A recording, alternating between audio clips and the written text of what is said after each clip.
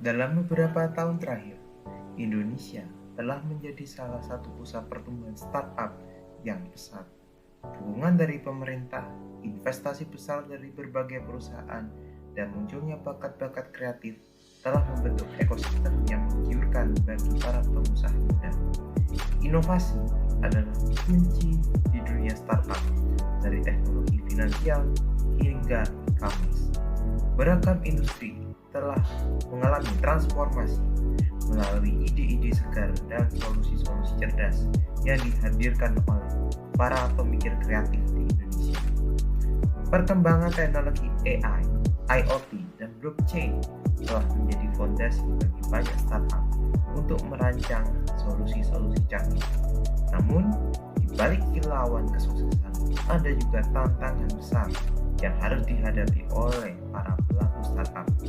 Persaingan yang ketat, perubahan regulasi, serta akses terhadap dana investasi masih menjadi rintangan yang perlu diatasi dengan keuletan dan ketekunan. Keberadaan startup di Indonesia juga telah membawa dampak sosial dan ekonomi yang signifikan, bukan hanya menciptakan lapangan kerja baru, tetapi juga membantu mengubah cara masyarakat berbelanja, bekerja, dan berinteraksi dalam kehidupan sehari-hari. Sebagai bagian dari peta global startup, Indonesia terus menunjukkan potensi luar biasa dalam menghasilkan inovasi, memecahkan masalah, dan merespons perubahan. Dengan semangat kolaborasi dan tekad yang kuat, dunia startup di Indonesia tetap menjadi cerminan perubahan yang tak terelakkan dalam dunia bisnis modern.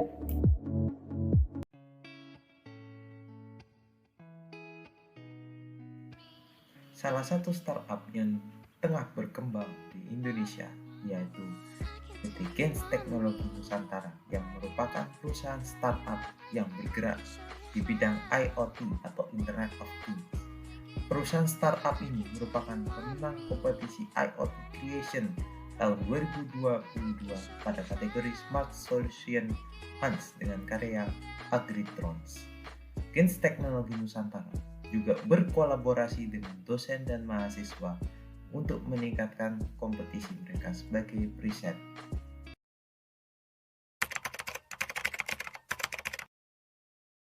Yang pertama yang menginspirasi ya. Jadi gini, yang pertama kebetulan karena sejak kecil itu sejak SMP itu saya hobi di bidang elektro atau electrical gitu kan. Nah kemudian SMA saya diarahin sama almarhum bapak saya waktu itu untuk masuk STM. Nah setelah masuk STM kemudian lanjut lagi kuliah di bidang teknik elektro gitu kan, sampai akhirnya saya masuk ke dunia IT. Nah sampai di situ kemudian waktu itu terjadi yang namanya disrupsi teknologi 4.0.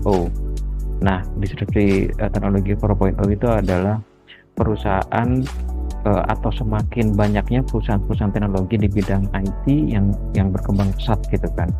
Dan bahkan seperti kita ketahui bersama ya, orang-orang yang menurut majalah Forbes, orang-orang yang dikatakan sebagai orang-orang terkaya di dunia itu hampir 60-70%-nya itu merupakan pengusaha di bidang IT.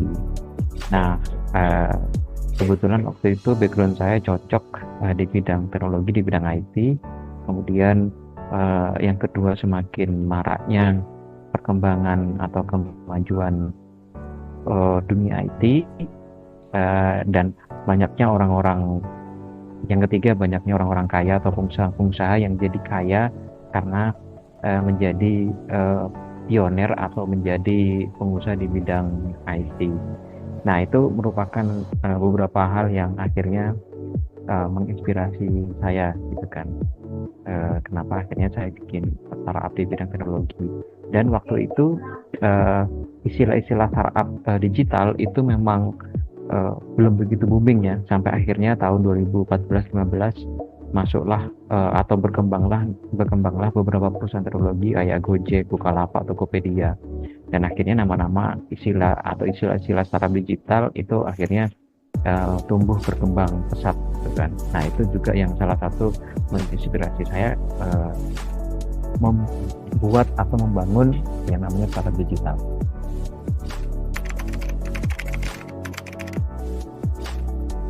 Jadi waktu itu saya kepikiran mau buat apa gitu kan, startup di bidang apa gitu.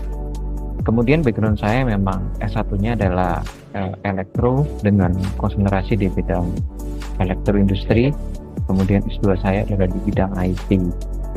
Nah, kemudian waktu itu muncullah suatu istilah yang asing, tapi sebenarnya istilah itu sudah lama, cuma karena eranya waktu itu adalah lagi boomingnya disrupsi teknologi 4.0, jadi istilahnya berubah yang namanya Internet of Things.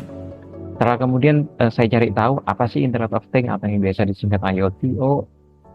IoT itu adalah bagaimana kita bisa mengintegrasikan antara device atau hardware dengan software dengan bantuan perantara yang namanya internet. Waktu itu saya berpikir, wah ini cocok banget gitu kan, basic elektroniknya saya dapat, kemudian basic IT-nya saya juga dapat. Kemudian saya mulai mengeksplor bagaimana membangun suatu produk atau suatu inovasi di bidang IoT. Nah, kemudian waktu itu saya juga pikiran bidang apa yang kira-kira cocok atau nanti kurang lebih 4 atau 5 tahun ke depan itu bakalan booming.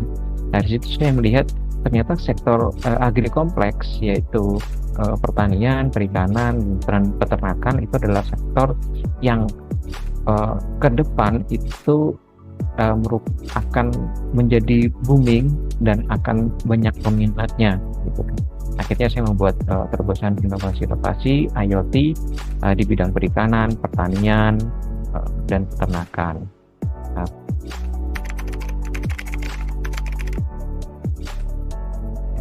Sebenarnya kalau misalkan bagaimana awalnya dulu itu mungkin jadi gini, saya nggak punya background di bidang pertanian, background di bidang perikanan, dan background bidang peternakan.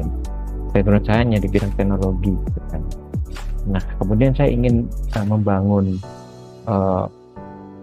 integrator IoT di bidang-bidang tersebut gitu kan, di bidang agri kompleks. Padahal saya nggak punya background di bidang tersebut. Nah akhirnya ada di satu titik saya ketemu dengan teman saya yang notabene backgroundnya adalah di bidang perikanan. Kemudian dia sedang mengambil S2 jurusan budidaya perikanan di salah satu perguruan tinggi di Jawa Timur. Kemudian waktu itu saya diajak keliling-keliling di sekitar pesisir Jawa Timur ya, di Banyuwangi, di Malang Selatan, di Situbondo, dan lain sebagainya. Dari situ kemudian teman saya banyak bercerita bahwa ternyata potensi perikanan di Indonesia itu sangat besar sekali. Nah kemudian teman saya itu mengusulkan suatu ide bagaimana kalau diintegrasikan dengan teknologi yang kekinian. Kebetulan waktu itu saya baru belajar tentang teknologi IoT gitu kan. Nah ya udah pas nyambung. Nah kita coba beberapa inovasi yang memungkinkan untuk di IoT-kan di bidang perikanan. Itu awal mulanya. Nah sehinggalah jadi suatu produk. Nah kemudian yang kedua juga di bidang pertanian sama, saya punya teman yang tiap hari pekerjaannya adalah sebagai petani hortikultura ya, nanam cabai, tomat, dan lain sebagainya. Kemudian saya tanya apa aja masalah di dunia pertanian yang sekiranya nanti bisa diselesaikan dengan teknologi IoT. Akhirnya muncullah produk-produk di bidang IoT di bidang pertanian. Kemudian mungkin juga dengan bidang peternakan, itu saya istilahnya dihubungkan dengan teman saya untuk bertemu dengan peternak ayam atau istilahnya peternak kambing, sapi, dan lain sebagainya. Kira-kira dari beberapa peternak ini mana yang memungkinkan untuk diintegrasikan dengan teknologi. Nah kurang lebih seperti itu background atau sejarahnya. Hingga saat ini eh, saya eh, membuat masing-masing produk di masing-masing bidang. IoT di bidang pertanian itu namanya saya eh, produknya saya namakan Agritrons. Itu sebenarnya perpaduan antara mengelektronikan agriculture gitu kan, jadi Agritrons. Kemudian yang di bidang perikanan itu adalah Fisgator. Ini juga terintegrasi dengan teman saya yang UB tadi, yang dari perikanan tadi itu ya.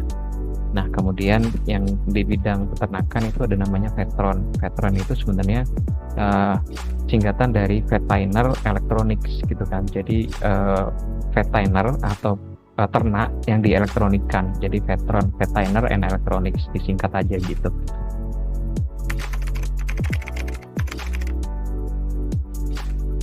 Oke, jadi setelah saya banyak belajar tentang metodologi startup ya, jadi metodologi startup itu ada bukunya namanya Learn Startup. Saya lupa siapa pengarangnya, itu dari kalau nggak Oxford, dari Harvard saya lupa. Silakan coba dicari, itu ada metode namanya Learn Startup, bagaimana kita membuat analisis bisnis menggunakan metode startup, menggunakan metode Lean Startup tadi. Itu ada kayak metode yang namanya Lean Canvas, Business Model Canvas, kemudian Value Proposition Canvas, dan lain sebagainya.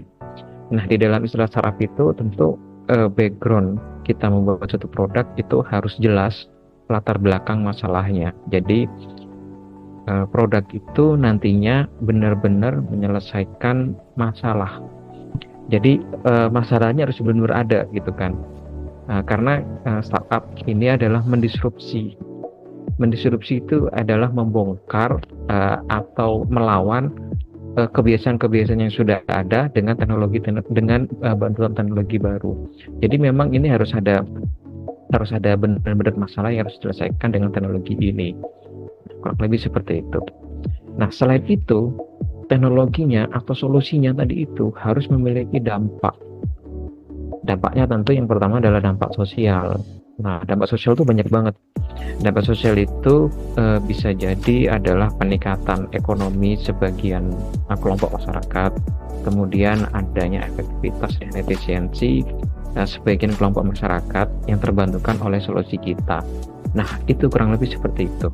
Nah, oleh karena itu, produk-produk di Teknologi Nusantara itu saya bangun dengan dampak bagaimana menyelesaikan masalah-masalah, terutama masalah sosial ekonomi di bidang agri-kompleks, yaitu bidang agriculture, fisheries, dan veteriner tadi.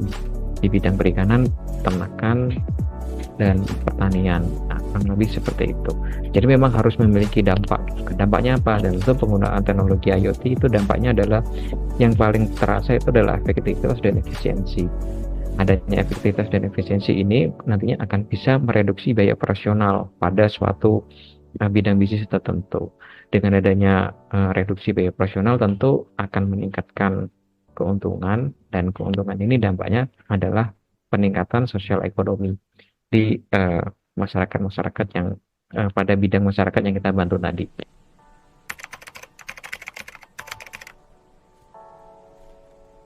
Oke, ke depan dalam jangka waktu 5-20 tahun fenomena startup itu mungkin akan masih terus bergaung gitu kan. Jadi siapa saja yang mau bikin startup atau membangun startup silakan, ini waktunya gitu kan. Kenapa? Karena pasar Indonesia itu masih sangat besar sekali. Kita punya ya kurang lebih 250 juta pasar lah yang tersedia. Ini kan pasar yang sangat menggiurkan sekali gitu kan. Pasarnya sangat gemuk, sangat besar sekali. Jadi dan pelaku-pelaku startup sampai saat ini terutama di daerah-daerah ya, itu masih minim. Hal ini bisa dilihat dari pengetahuan para mahasiswa atau pengetahuan generasi milenial atau zilenial tentang apa itu startup itu masih minim gitu kan. Jadi peluang atau potensinya masih besar sekali seiring dengan pasar yang akan terus membesar. Nah, kemudian peran dari teknologi untuk bisa berkontribusi pada yang namanya pengembangan startup ya.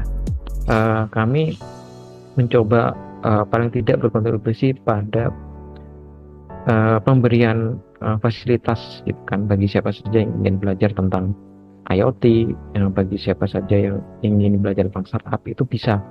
Karena ada beberapa mahasiswa baik itu dan dari beberapa perguruan tinggi itu yang magang atau kerja praktek di tempat kami gitu kan. Nah, dari situ kami fasilitasi istilahnya pembelajaran IoT secara basic itu seperti apa. Itu mungkin salah satu kontribusi kami dalam pengembangan startup digital gitu.